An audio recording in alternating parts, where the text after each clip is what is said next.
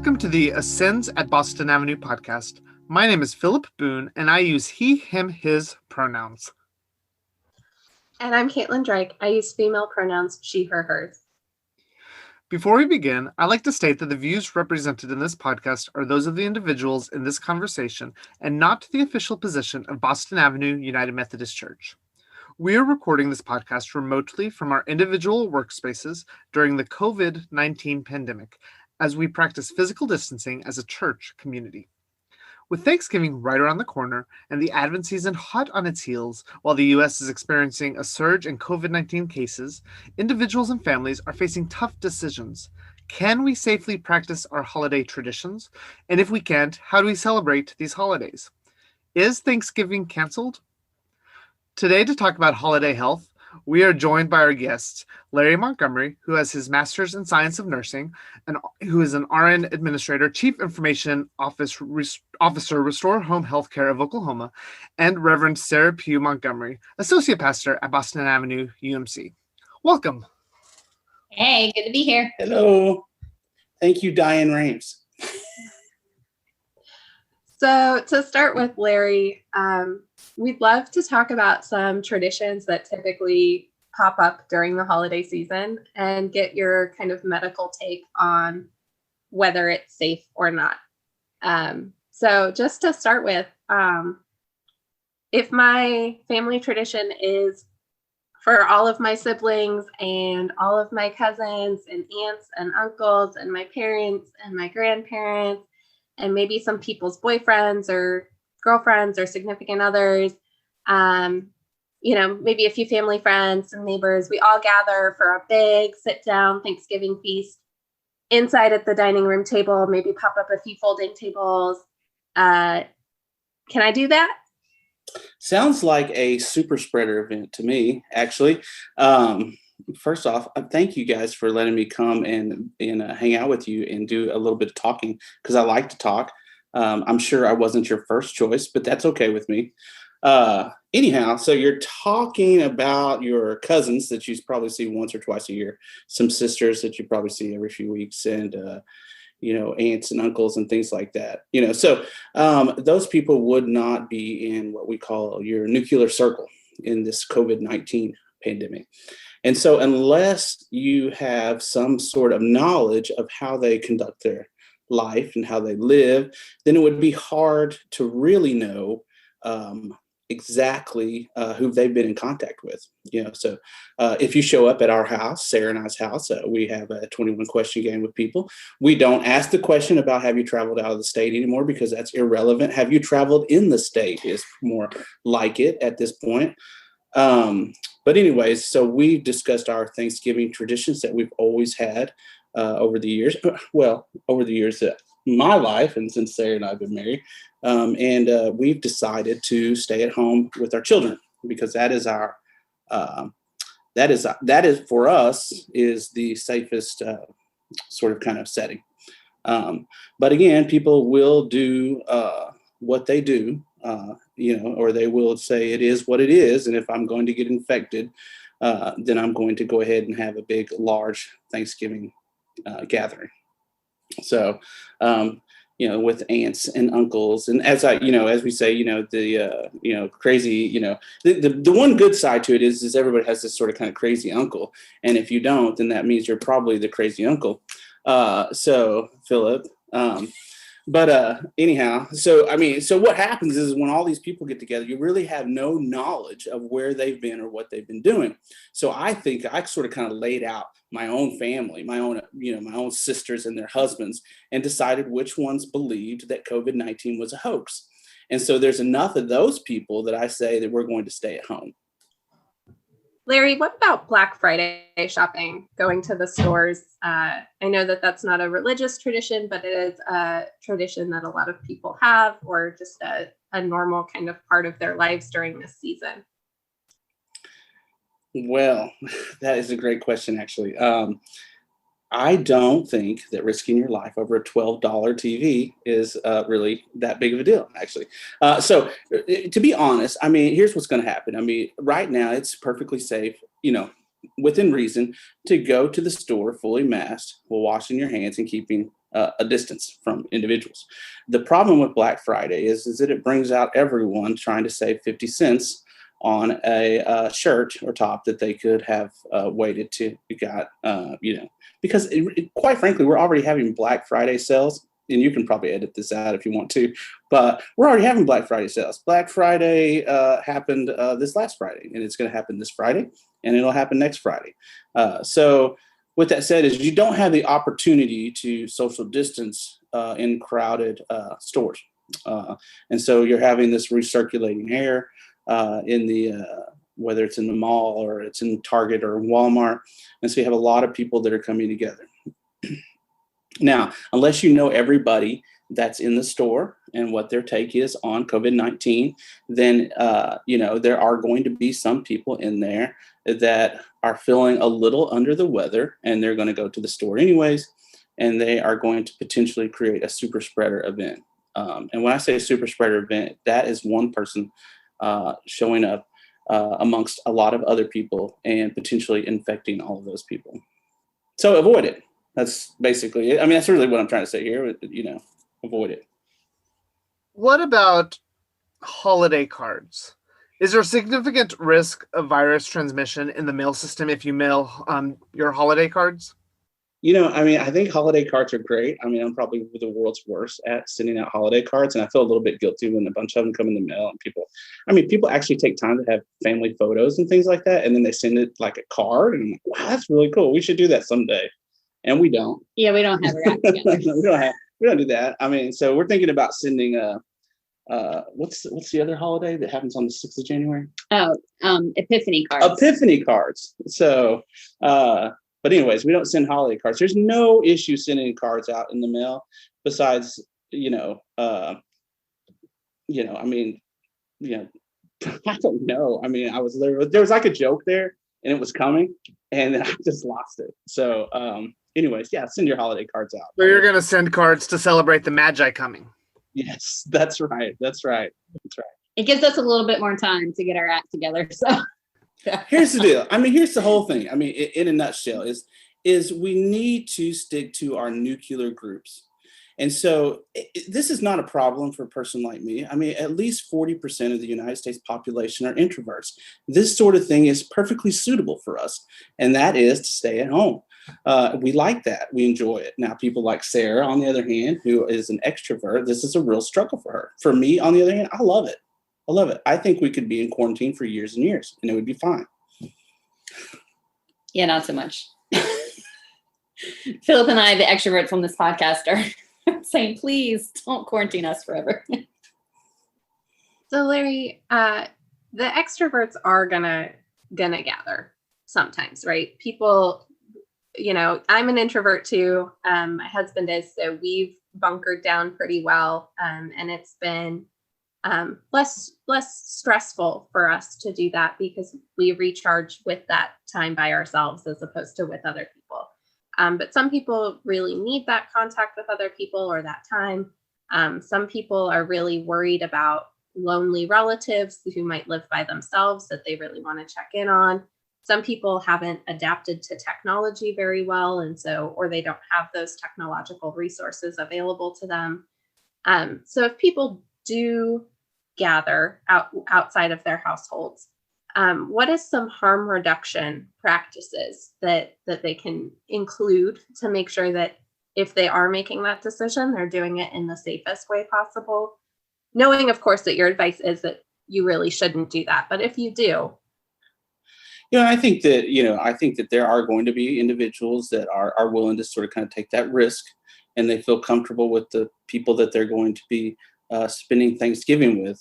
And there are measures in place, or measures that you can put in place that will sort of kind of alleviate your chances of spreading COVID.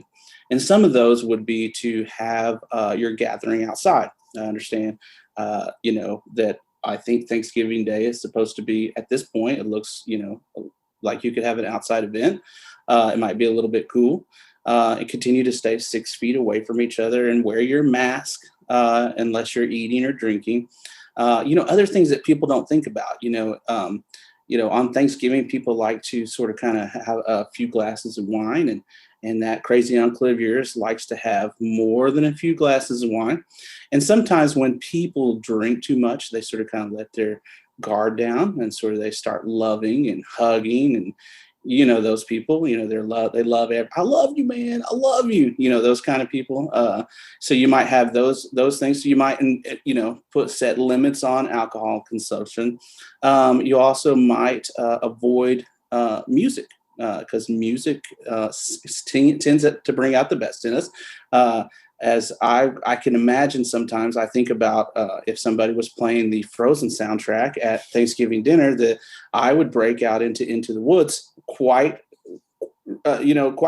quickly. And what's happening is when I'm singing, I'm spraying my infected saliva all over people.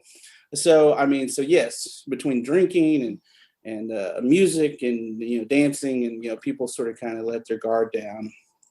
And like I said, doing these things outdoors will sort of kind of help alleviate that. It keeps the air flowing and things. And another thing is that try to meet at if you're going to meet with the family, meet in somebody's house that they have enough space for people to be 6 feet apart. So if you would have met in my grandmother's house when she was alive, she had a 2-bedroom house in Muskogee, Oklahoma, that was about 600 square feet, and we would put about 30 people in there. That is a horrible idea under COVID-19. Sara, we love your pastoral help in addressing what we can do. First, how do we talk about this with our loved ones? Let's say a family member is insisting on us coming to Thanksgiving dinner. What can we do?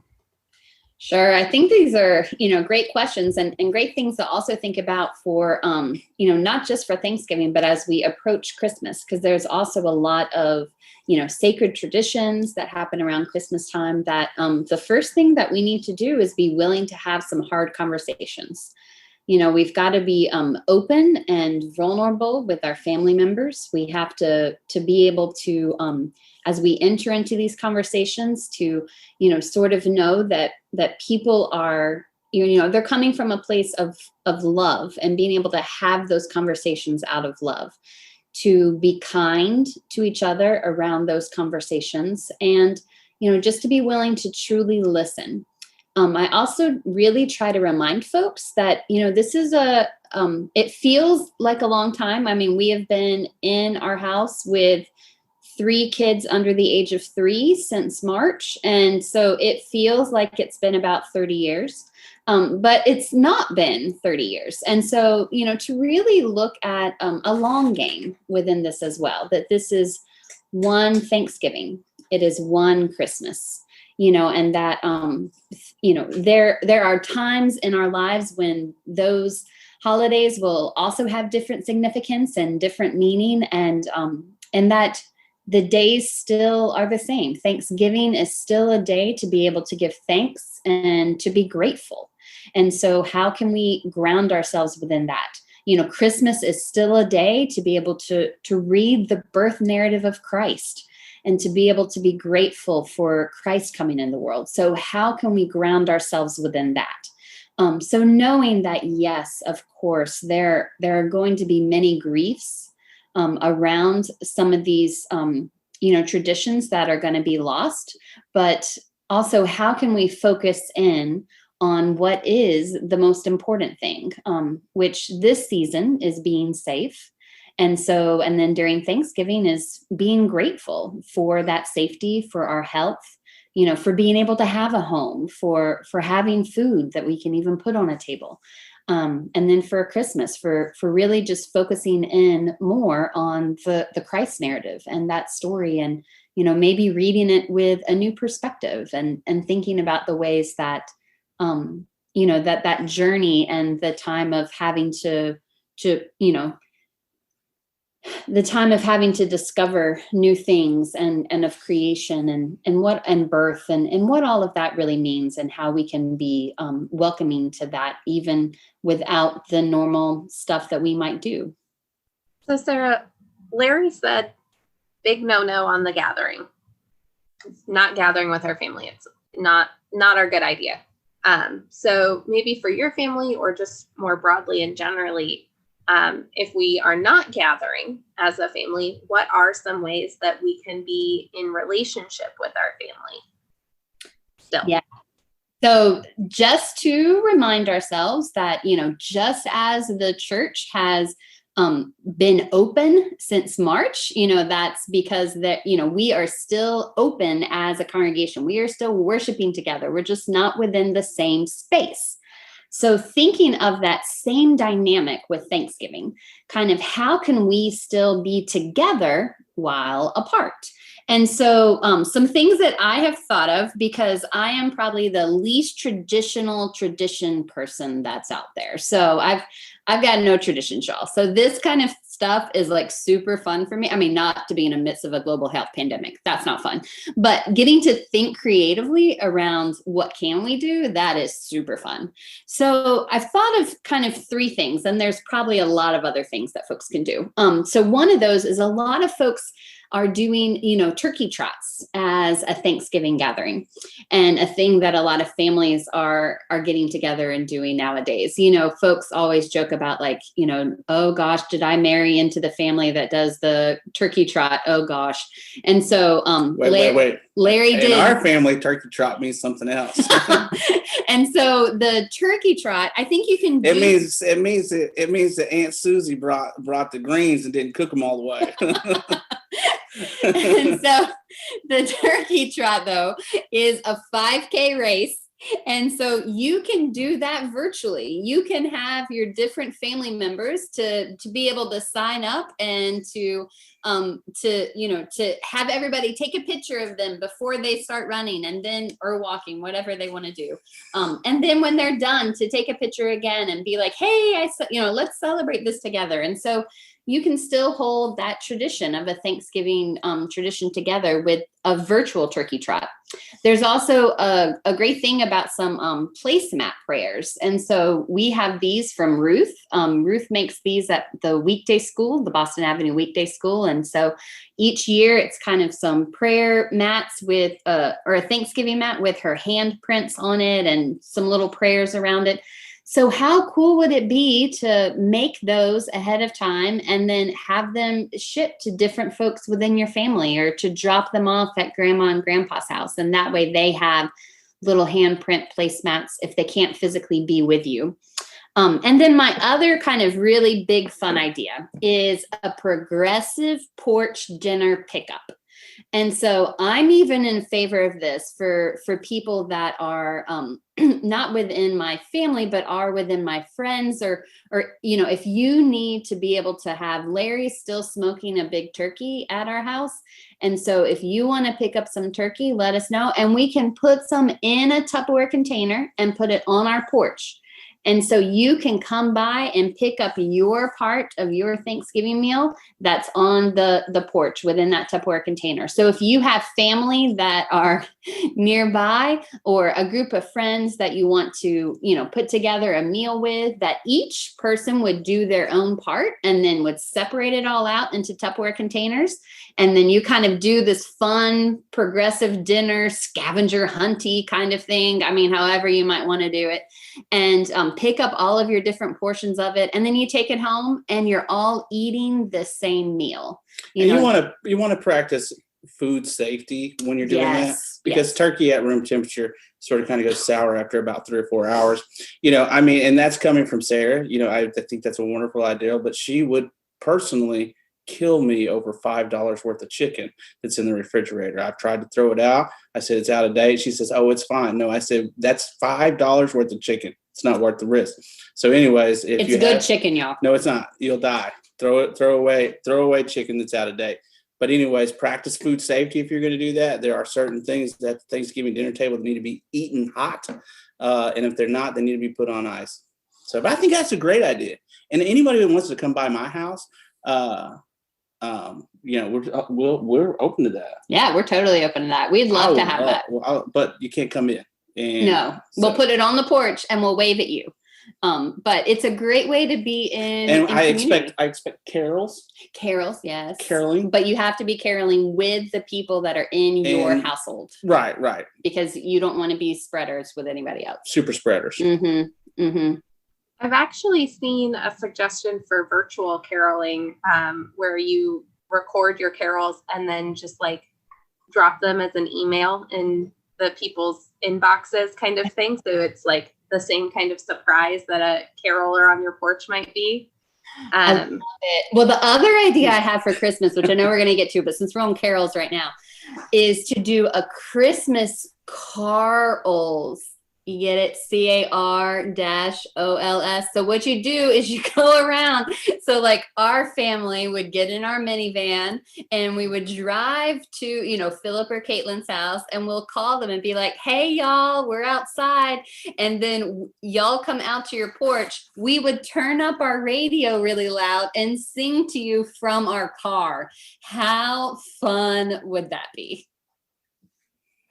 Christmas carols. Yeah, they're getting no response out of them. So actually, very fun. I think that would be very fun. To ask about that. So please don't pull up in my house singing, okay? Well, I'm gonna spend a full day just going to back and forth between like two houses. Actually, I heard the Reverend David Wiggs would like for all of the church members to come by his house and sing. Is it one particular day though? No, yeah, it's on Thanksgiving Day at about 7 a.m. We're sorry. Mornings, yes. That's a great time to sing at people who don't have toddlers and they're home, waking them up that early. So Sarah, you talked about some kind of modifications of how we could gather, how we could be, but you also had kind of thought of maybe some new traditions that could be started. And I think that the thing with traditions is it becomes a tradition by doing it every year, but you can always start new traditions. You can have new things. It just becomes a tradition when you do it again next year. Mm-hmm. So what are some new practices that could maybe become new traditions for people? Certainly for Thanksgiving, and then we can talk a little bit more into Christmas. She's asking you a question about traditions and you don't even have any. I know, but that's because I get to think creatively about them. Oh, okay. Yeah. Go ahead. So Go ahead, church lady. I will. Thank you. So some of the things I've thought about for holiday traditions, just to some new things you could do this year. So for Thanksgiving, what if you left a little, you know how you make those little garlands with the construction paper strips, and then you kind of tie them into rings and you connect them to each other. So what if you did those and had those on your porch, and when somebody was coming by to pick up, you know, say the smoked turkey or the sweet potato pie that you made, then they could write something that they're thankful for or something that they're thankful for you, and then tie it together and put it onto the garland. And then you have a Thanksgiving garland. And then you could even take that and put it onto your Christmas tree. So it's something that can be continued on into different spaces. So I think that's a super fun thing to do. And it'd be really fun for kids because they could just scribble or do, if they can't write yet, they can make pictures of something that they're thankful for. So it really is this, you know, this great piece. So if you're not going around to pick up your pieces from, you know, your dinner from other people's porches, you could still just do that at your own home. And that could be something that even over Zoom, if you're having a Zoom Thanksgiving with family, like maybe have folks share something that they're thankful for, and you can each be making your own little Thanksgiving garland at your house. And that way, again, you're all connected together within that. I also love decorating for Christmas the day after Thanksgiving. So I am not a Black Friday shopper. So instead, I'm a Christmas decorator on Friday. And so I thought it would be super fun if during Christmas decorating, if you were able to have a couple of the ornaments and could get on Zoom together with friends or family, and then share the story of the ornaments. You know, so many of our ornaments have different narratives and stories around them. And a lot of times I don't even take the time during the year to tell the kids or to tell Larry, like, what's the story of this ornament? So what if this year we kind of took a little bit more time? Yeah, most of the ornaments that I brought into our marriage, the story behind those is they were on sale at Hobby Lobby after Christmas. Yeah. So there's that. So we don't use those anymore. but they're sentimental to me because I got them for like $1. But we use some of them. We've merged. Yes. And then the other we really merged our we ornaments. merged our ornaments. And then the other really fun thing that I think is a great new tradition to mark for this year is the whole opting outside.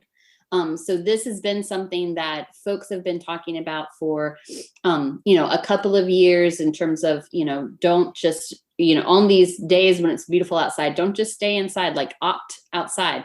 So what if during Thanksgiving and the day after, what if we spent those days outside? What if we started a tradition of hiking? What if we started a tradition of going, and running around a big field? What if, Ruth, our youngest, or our oldest, oh good gravy, Ruth loves to play soccer. So what if we had a tradition of being able to go and, kick around a soccer ball a little bit? And so kind of what, the flag football and the tackle football that a lot of times happens after Thanksgiving meals are not going to be safe this year. So what is something that could be done outside? So this whole kind of new tradition of opting outside instead of, napping on a hammock. I mean, that's a whole outside option thing, to be able to take your hammock and to nap outside. So what are those kind of things that we could opt outside for instead of Black Friday shopping, instead of being, cooped up inside houses, and really just, again, giving thanks? What are some traditions that we talked a lot about Thanksgiving? What are some traditions that could be created around Advent and Christmas time that you can think of?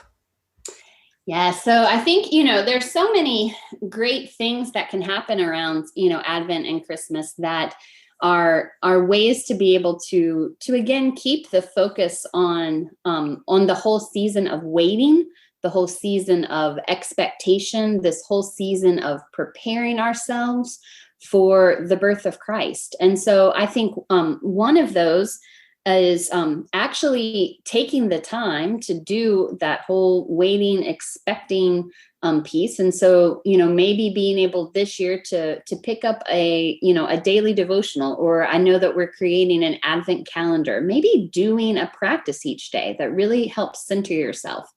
And then also one year, Larry and I did a full 12 days of Christmas. And so instead of just having the Christmas be one day, which, if y'all know, Christmas is an actual season, so it's not just one day.